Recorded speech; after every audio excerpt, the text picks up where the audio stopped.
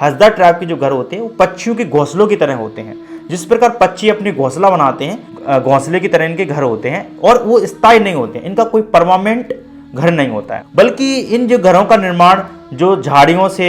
सूखी लकड़ियां होती हैं, झाड़ियां होती हैं, शाखा होती हैं पेड़ पौधों की, उससे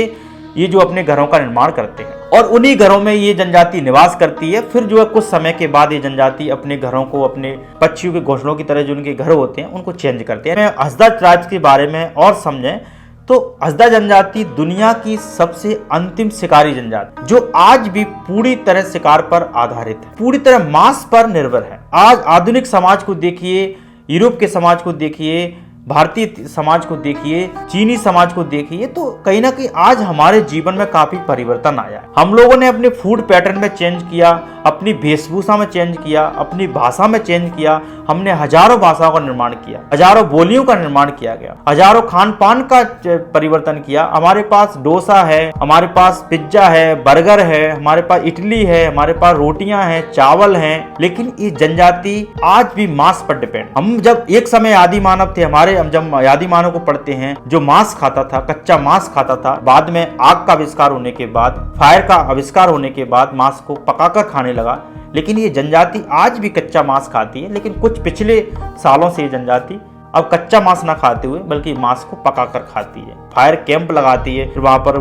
खाना पकाती है, फिर ये जनजाति खाना खाती है, मांस खाती है। आज तक की जनजाति की जो पूरी तरह शिकार पर निर्भर है हसदा जनजाति, ये खाना भी नहीं बनाती है जनजाति। हम लोग खाना बाद में बनाए, पहले हमने खेती करना सीखा, हमने फार्मिंग की, हमने पशुपालन किया, लेकिन ये जनजाति ना पशुपालन करती है ना खेती करती है, बल्कि पूरी तरह ये जनजाति की जो पुरुष जो वयस्क लोग होते हैं वो लगभग एक दिन में 5-6 घंटे शिकार पर जाते हैं। इनका एक प्रिय जानवर है, कुत्ता के साथ जाते हैं। जब ये कुत्ते के साथ जाते हैं, शिकार करने जाते हैं, जो वन्य जीव हैं जैसे मिर्ग है, इम्पाला है, हिरण है, जंगली सुअर है और लंगूर है, बंदर है, ऐसे वन्य जीवों का ये शिकार करते हैं कि उनको अपने तीर धनुष से, इन्हीं के द्वारा निर्मित होते हैं, जो पारंपरिक हथियारों से, तीर है, धनुष है, जो आरो होते हैं इनके धनुषों से, बाणों से इन जंगली जानवरों का शिकार करते हैं और वहीं पर शिकार करने के बाद जो है उस जानवर के मांस, उनके मांस को पकाकर ये जनजाति के लोग खाते हैं सामूहिक तरीके से। ये सब करने के बाद ये जनजाति के सदस्य जो है, जो मांस अधिशेष होता है उसको घर लाते हैं,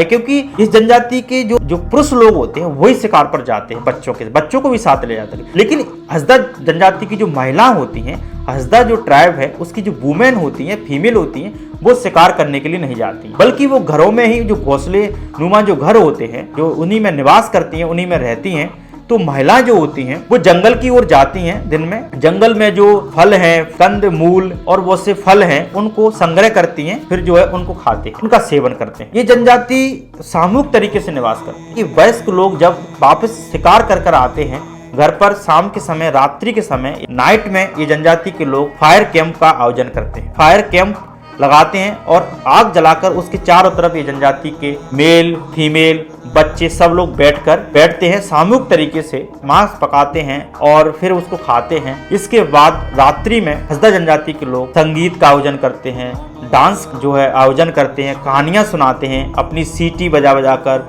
अपनी क्लिकिंग भाषा में कहानियां सुनाते हैं, कहानियां सुनते हैं, मनोरंजन का काम करते हैं। इसके बाद ये जनजाति के लोग अपनी इच्छा अनुसार, हसदा ट्राइब में ना परिवार का कंसेप्ट आपको दिखाई देता है, ना विवाह का कंसेप्ट दिखाई देता है, क्योंकि आज के समाज में देखिए परिवार इंस्टीट्यूशन कितना महत्वपूर्ण हो गया। भारतीय समाज में, यूरोप समाज में, अमेरिकन समाज में, चाइनीज समाज में, जापानी समाज में, इन सब समाजों में आप देखिए, मुस्लिम समाज में परिवार कितनी महत्वपूर्ण संस्था है, विवाह कितना महत्वपूर्ण है। लेकिन इस जनजाति में ये दोनों ही संकल्पना, यानी कि दोनों विवाह का कंसेप्ट, फैमिली का कंसेप्ट देखने को ही नहीं मिलता। जब ये जनजाति के लोग फायर कैंप के चारों ओर बैठते हैं रात्रि के समय, तो अपनी इच्छानुसार मेल और फीमेल अपनी इच्छानुसार शारीरिक संबंध बनाते हैं, शारीरिक संबंध बनाते हैं कि फिजिकल रिलेशन बनाते हैं। जब ये फिजिकल रिलेशन कंटिन्यू होते हैं, जब भी कुछ लंबे समय तक अपने फिजिकल रिलेशन बनाते हैं, तो उसी में से अपने आप को पति पत्नी को स्वीकार कर लेते हैं। लेकिन फिर भी इस जनजाति में विवाह की संकल्पना नहीं होती, परिवार का संकल्पना नहीं होती, परिवार का गठन नहीं होता है,